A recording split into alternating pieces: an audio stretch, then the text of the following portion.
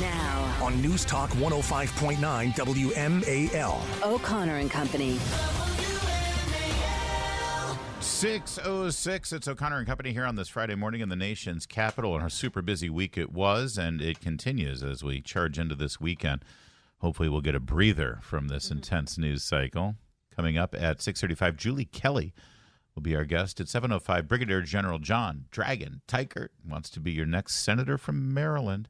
And then at 7:35, Trevor Maddich on yesterday's humiliating loss to the Chicago Bears. There's no other way to put it. Oh, yeah. It was humiliating. And we had Patrice. such high hopes. Tell me about coming it. out of Sunday. Yeah. Right?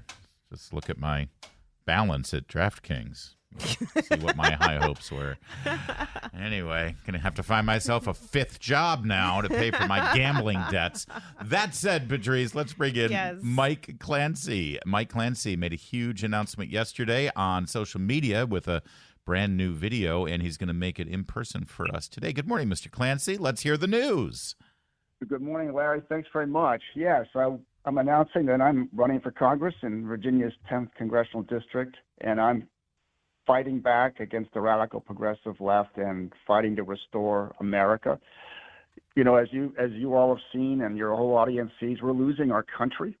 You know, our economy's broken. You know, while the Bidens are raking in millions, hardworking families are struggling to pay for gas and their groceries and can't afford to buy a home. We've lost control of our southern border and immigration, which has led to horrific human trafficking and deadly fentanyl flooding every community in our country. Our cities and communities are under siege with rampant crime.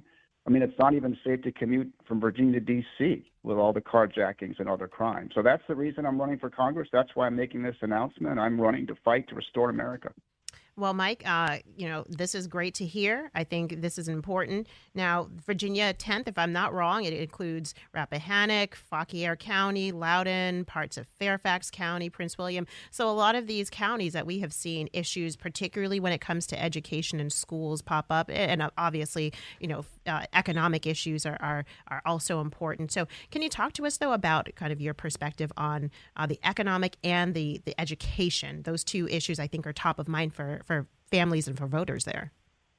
Yes, Patrice, that's right. I mean, education is a critical issue for our families throughout the 10th Congressional District. I'm a parent. I have 4 sons, so I know the importance of education. I mean, parents are frustrated with the learning loss and the failure of our schools, and they want schools to focus on academics, not political ideology. They want the schools to provide their children the knowledge and the skills that they need to succeed in a competitive global economy.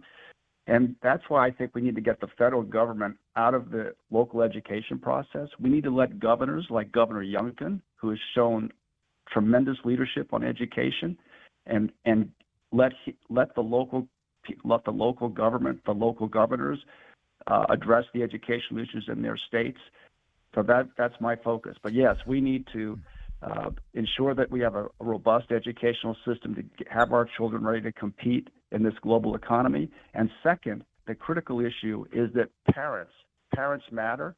Parents have the right to make the educational decisions and the decisions for the care of their children. And that's obviously been a big issue. And that's where there's a big divide between the radical progressive Democrats and most people in the country and most parents in the country. And that's one of the reasons I'm running, is to fight back against that kind of radical progressive ideology and to restore America. We're speaking with Mike Clancy, who is announcing now that he is running for the 10th Congressional District, which will be an open seat. Jennifer Wexton announcing that she will no longer serve in the capacity of House of Representatives for the 10th Congressional District. I'm looking at your statement here and what you just repeated. And let me just, I've witnessed radical progressive Democrats steer our nation in the wrong direction. It's time to fight back. And you just mentioned lawlessness. You mentioned radical ideology. The Democrats who run and win elections in Loudoun County, Fauquier County, and parts of Fairfax, where the 10th Congressional District is, the Democrats who run never say that. They never talk about their ideology. They always try to act like they're moderate, sensible, middle of the road, just practical, like Jennifer Wexton, like Abigail Spanberger over in the 7th. But then something happened. And when you look at who's in the County Board of Supervisors right now in Loudoun County, and you look at who controls the school board in Loudoun County, boy, when they get into office, Mr. Clancy, it's a very different picture. Have they been lying to voters? And what do voters need to see here to recognize that this is not the JFK Democrat Party? No, that's exactly right, Larry. I mean, their hypocrisy knows no bounds. They lied to the American people. Biden lied to the American people throughout his entire campaign. He was going to be Mr. Moderate. And on his first day of office, the first thing he did was sign executive order after executive order to implement the radical progressive agenda being pushed by Bernie Sanders and Elizabeth Warren. So that's exactly right. They have no credibility. They have no integrity. And I think voters are waking up. You know, if you see poll after poll, where independents, 70% of independents, are saying the country's on the wrong track. Mm-hmm. And they're going to be a major force in this upcoming election. Moderate Democrats, independents, and of course the Republican Party will have a major voting presence in this upcoming election. And they'll impact the elections in this November at the state level, and they'll be a major force in 2024. Well, you know, Mike, I agree with you, and I think I've got to think that some of the most basic issues for most folks, you talked about education, you talked about crime, but it's got to be the purse. You had a great op-ed this week, maybe in Newsmax, Americans Must Say No to Biden, Yes to Freedom, where you talk about the failure of Bidenomics and how that's showing up in the polling. What do you think what do you think economics is going to play, the kind of role it's going to play in your race this fall? I think it's the number one issue, Patrice. Absolutely, far and away the number one issue. The polling shows that, but even as you go around and talk with folks, you can see it in the local races, and you can see it as people start focusing down the road on the federal races. They are hurting. They're struggling to pay for gas. They're struggling to pay for their groceries. People are maxing out credit cards to buy their groceries, right? And that one of the things I highlighted in that Newsmax article is the debt that Americans are piling up, credit card debt, in order to just pay for basic necessities. So we're way off track on the economy, and people are looking for new leadership who will address the economy, focus on the economy, and that's why one of the key issues of why I am running, and it's all about a path to restoring America. Mike Clancy is our guest. He's announced that he's running, I guess right now you're running for the Republican nomination for the 10th District, right. And once you win that, then you'll be, should you win that, I should say, you'll then be running for the seat come November 24. You know this already. Listen, we got to know you pretty well. You were one of the 10 candidates who looked for this same nomination in 2022, and you fell just short of Hung Kao at that time. Hung Kao now, of course, running for Senate. Now that Jennifer Wexton has announced her retirement, this seat in the suburbs of Washington, D.C., during a presidential year when there is a narrow majority for Republicans in the House of Representatives, and this is a seat that they could flip. Mike Clancy, this may be the most expensive congressional seat in history. I know it's not a policy question, it's a politics and procedure question, but talk to me about the daunting task of raising that kind of money. Yes, Larry. First of all, it's absolutely essential that we win the White House in 2024. This country cannot sustain another 4 years of Joe Biden. And along with that, you're right, we need a strong majority of Republicans in the House. And that majority runs through this Virginia's 10th congressional district. 100%. So no doubt it's going to be an expensive race, but I will have the resources for this campaign because people are looking for a candidate who will fight for us, fight against the progressive left, and fight to restore America. And I'm that candidate. I mean, the Dems will obviously pour in millions of outside money. We know that. And our campaign is going to have a strong grassroots movement. And if I can say this, I want to urge your listeners to go to MikeClancyForCongress.com and become part of our team, become a fighter to restore America. Join our team, become a fighter to restore America. Go to MikeClancyForCongress.com because we do have to fight back. You're absolutely right. The Dems will pour in millions of outside money into this 10th congressional district. MikeClancyForCongress.com. That's Clancy with a C. And I got to tell you, he announced this late yesterday with a stunning ad. It's about 2.5 minutes long. Yeah. A very powerful ad. Whoever's doing your media there, Mr. Clancy, they earned their keep with this one. And keep it up. We'll look forward to more conversations. Thank you, sir. Mike. Well, thank you, and thanks for retweeting that out last night. No problem. Did I do that? I get foggy. It's late night. I have early mornings. God knows what I tweet. WMAL. Making sense of the news. Live From the Home Paramount Pest Control Studios. Home Paramount, the leader in pest control since 1939. Indigenous Peoples Day. I hope everyone knows I'm saying that with some level of irony, because in my world, every day is Indigenous Peoples Day. In my world, the federal government still calls it Columbus Day. So that's what I'm going to call it. What is an Indigenous person? I mean, are we all Indigenous people? I'm pretty sure everybody started in Africa, based on that, on the story of, or Middle East or Northern Africa. Yeah, I mean, Garden of Eden, I think, is somewhere around the Tigris and Euphrates. Somewhere in that area. Archaeological digs show us, but I mean, I know I'm Indigenous to Detroit. Oh, really? That's where I was born. Yeah. I'm Indigenous to the Caribbean. Oh, nice. I think you win. Yeah, but I will say, I'm actually in on Monday for Julie. Because I'm going to give, for Columbus Day. Okay, yeah. So we'll have an extended conversation on Indigenous Peoples Day. And I love to share my story. And Columbus used to hang out in your island, right? He named my island. There you go. He founded my island. We'll get to that on Monday. Yeah, we'll talk about they say Detroit is the Caribbean of the Midwest. I don't believe that. No, but nobody says that. Nobody says that at all. All right, who's going to be the Speaker of the House? As you know, Matt Gaetz, when he engineered the process to vacate the chair, he said, "Why are we taking a week off? Let's go. We can vote on a Speaker now." And it's like, well, no. First of all, you don't even have a backup. You've already had your say. It's time to take a take a little break. But no, the reason is that you've got the politicking. You've got people who are counting votes, counting heads, the horse trading, the discussions. This is what happens behind the scenes. And the two leading contenders for the speakership as of yesterday were Steve Scalise, who is the majority leader and has been part of leadership for about 10 years now, and it's sort of the heir apparent, and also a member of the Freedom Caucus from days gone by, and coming from a red state, and a good conservative voice in the House. I think a lot of people respect that, and the fact that he took a bullet from a radical leftist. Bernie Sanders supporter? That's right. Yeah. Rachel Maddow viewer. He knows exactly the dangers this country is facing. He has felt it. He has bled for it. But then you've got Jim Jordan, who is the founder of the Freedom Caucus, champion for the rule of law, champion for regular order, somebody who has not been part of leadership. He is a chairman, but he's not part of leadership per se. Yeah. Some people suggest that part of Scalise, one knock against him is that he was part of leadership and people want to move away from the existing leadership structure.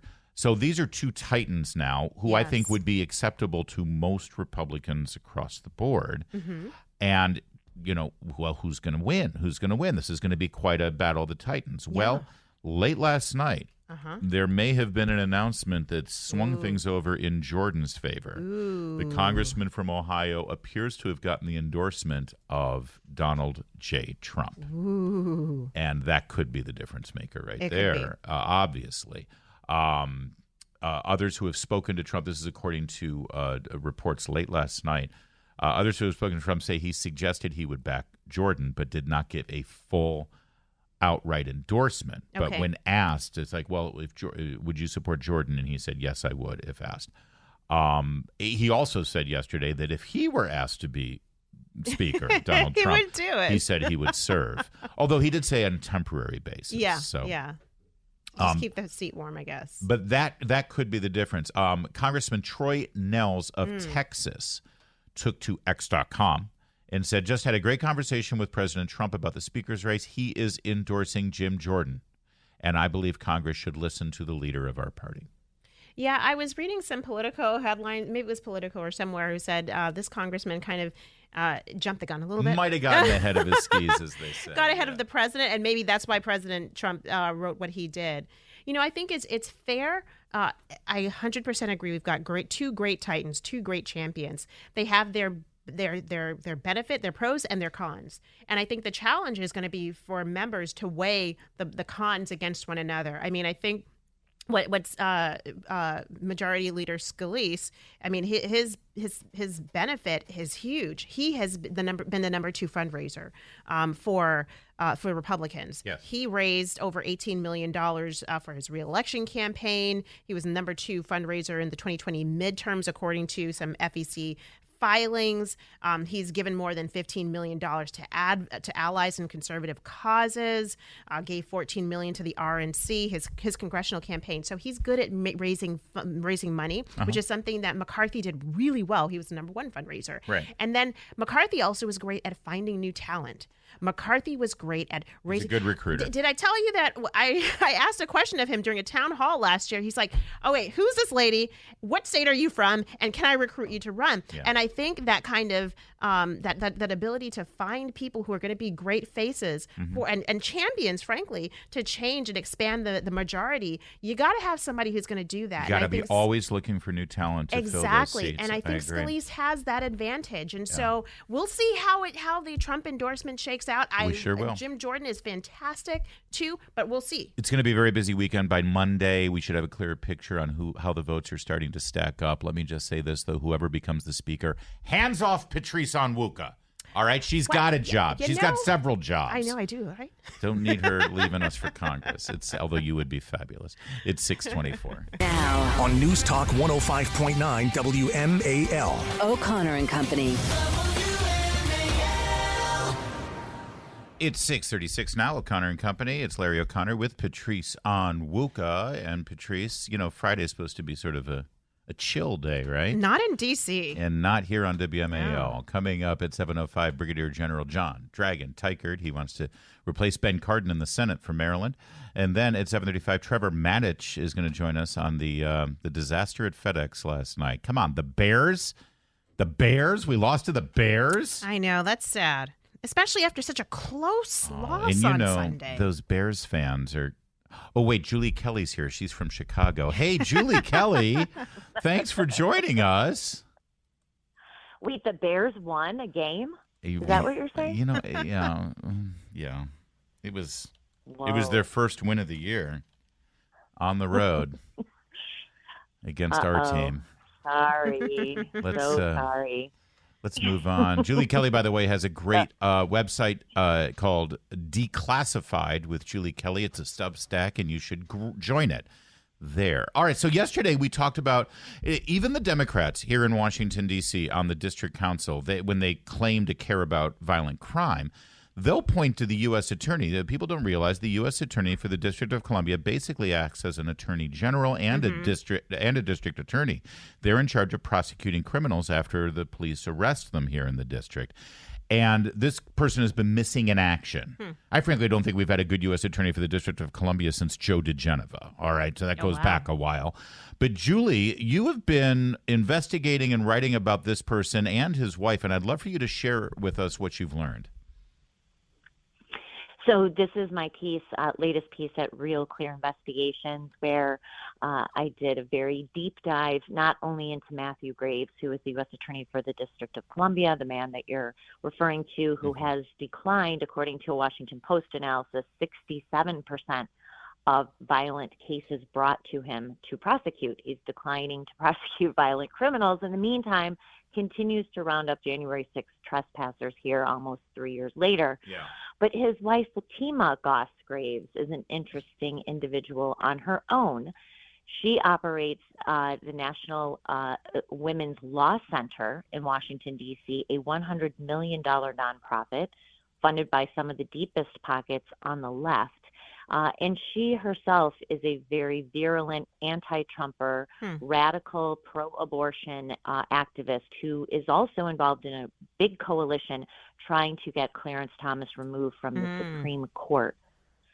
So this is Washington, D.C.'s power couple. One is rounding up Trump supporters, criminally prosecuting them for, misdemeanor offenses for 3 years ago, while his wife is a very influential activist who has visited the Biden White House at least 30 times since Joe Biden appointed her husband to be the U.S. Attorney for the District of Columbia. Amazing. So, Julie, I understand that in D.C., you're going to have these power couples, people whose independent careers mean that they have some impressive access. But this does not pass the smell test that you've got this woman visiting the White House, advocating on very radical progressive ideas. Meanwhile, her husband is supposed to be investigating, frankly, the president's son and family. How does this fly under the radar? I really don't know how it does. The media has completely ignored not just Matthew Graves' activism related to January 6th. He now has at least 1,100 defendants, January 6th defendants. He has warned that caseload will double. Now, this works hand in glove with the report we just saw from Newsweek this week, that the FBI has created a new category of domestic terrorists, basically Trump supporters, that they're surveilling us. We already know this, but they've confirmed it. They're actually bragging about it. But Matthew Graves is a federal prosecutor who is really responsible for beefing up those numbers and continuing to arrest people every week. I think they arrested 20 people in the month of September alone. So he continues to arrest these people. Meanwhile, she has what I've called an all-access pass to the Biden White House. Yeah. In March of 2022, when her husband, according to IRS whistleblowers, when her husband declined to prosecute Hunter Biden for his tax crimes in 2014 and 2015, his wife was at the Biden White House 5 times, according to White House visitor logs. It looks like both of the Graveses were at the Biden's 4th of July party in 2022. So how can she have, and she also attended, it looks like according to White House visitors logs, the 2-year quote unquote anniversary of January 6th, where Joe Biden gave this speech about, MAGA extremists and terrorism and, January 6th was just like 9/11.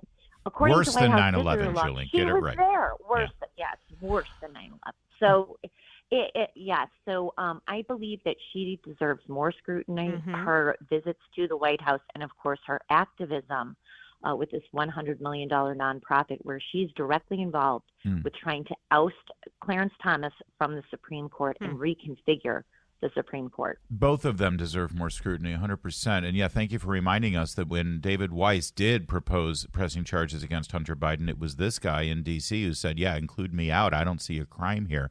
This is the politicization, further politicization of the Justice Department. Hey, Julie, can you stick with us? I've got a couple more things I want to run by you. And also, I don't know if you saw what Hillary Clinton had to say about Trump supporters last night, but I'd love to get your comment on that, too. You with us? Yes. All right, we'll stick with Julie Kelly for a moment. Cool content from your favorite WMAL shows. Download the new WMAL app today. And sadly, so many of those extremists, those MAGA extremists, take their marching orders from Donald Trump, who has no credibility left by any measure. He's only in it for himself. He's now defending himself in civil actions and criminal actions. And when do they break with him? Because at some point, maybe there needs to be a formal deprogramming of the cult members. But yeah, that's wait. She's really progressed from deplorables. She's upped her game there. Right. That's Hillary Clinton talking to Christiane Amanpour, who was laughing at that statement. Julie Kelly, this all ties together with the treatment of the people on January 6th. The news report that you cited that the FBI has targeted Trump supporters as potential domestic terrorists, along with parents who go to school board meetings. It's this dehumanizing, Julie Kelly, of people who don't march in lockstep with the political ideology of a Hillary Clinton, or for that matter, a Jonah Goldberg. And I'd love for you to sort of zoom out on this, because you talk about it in your book, and it's so important. Well, this is part of the whole charade of January 6th, is that this was an act of terror. Joe Biden has said it. Merrick Garland has. Christopher Wray designated it an official act of terrorism in March of 2021. So this then, by extension, makes everyone who is a Trump supporter, whether you're in Washington, D.C. on January 6th, 2021 or not, by extension, you also are a domestic terrorist. And you see Joe Biden, the language that he uses. We see now Hillary Clinton using the same sort of language, that all of us basically need to go to these DC gulags, some sort of camp, and cleanse our minds of Donald Trump and his beliefs and his tweets or his Truth Social posts or whatever. But as I just posted this morning, it's not just people like Hillary Clinton suggesting this or others. It is federal judges in court. Judge Tanya Chutkin, who is overseeing Jack Smith's indictment against Donald Trump for January 6th, she just recommended in July, as she sentenced a January 6th protester to 7 months in prison for 4 misdemeanors, suggested that this woman needed to reconsider her views. She needed to rethink her sources that she's getting her information from and understand that maybe her political views have not served her well in life. This is a federal judge who is supposed to be impartial now in the case of Donald Trump, telling this woman, listen to someone else besides Donald Trump. That's what she's suggesting. Julie, but it's ridiculous that you have this idea that the smarter people in the room need to reprogram the rest of America. It's in essence what you're getting at here. Do you think though that they're going to be just as come out against Representative Jamal Bowman, who seemed to have pulled the fire alarm because he didn't want to vote for the continuing resolution last week? I mean, I just see that these folks, their selective outrage against Americans on January 6th compared to other bad behavior, it's nauseating. Well, you're right, Patrice, and I have an article up at my Substack, Declassified with Julie Kelly, where I write that Jamal Bowman should be charged with obstruction of an official proceeding. This is 1512C2, the most common felony slapped against January 6 defendants, more than 300 individuals charged with that, including, this is one of the counts in the 4-count indictment against Donald Trump. He clearly, according to the timeline and what others have said, he clearly was attempting to delay that vote. Yes. Democrats were angry that they had only been given 90 minutes or so to read that stopgap measure and then vote on it. So Hakeem Jeffries took to the floor. He spoke for over an hour trying to delay it. There were other delay tactics, a motion to adjourn so they could look at the bill. This is clearly what Representative Bowman was doing. So if we apply the rules the same, the weaponization of 1512C2, a post-Enron statute that's now being used to criminalize political dissent, then he certainly should be charged with that felony. Will Matthew Graves, going back to the man responsible for who should be investigating and prosecuting him, is he going to charge Representative Bowman with that?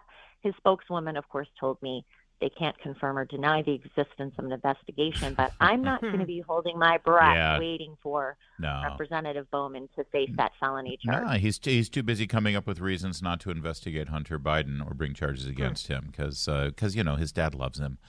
We got to leave it there. Julie Kelly, the proprietor of Declassified with Julie Kelly. Thank you for joining us. Thanks, Julie. As always. And have a great weekend. And go Bears. Right. Go Bears. You can hear the Chicago. Did you hear that? Hello, Bears. Maybe there needs to be a formal deprogramming of the cult members, but something needs to happen. Maybe she's talking about Bears fans. It's 6:53.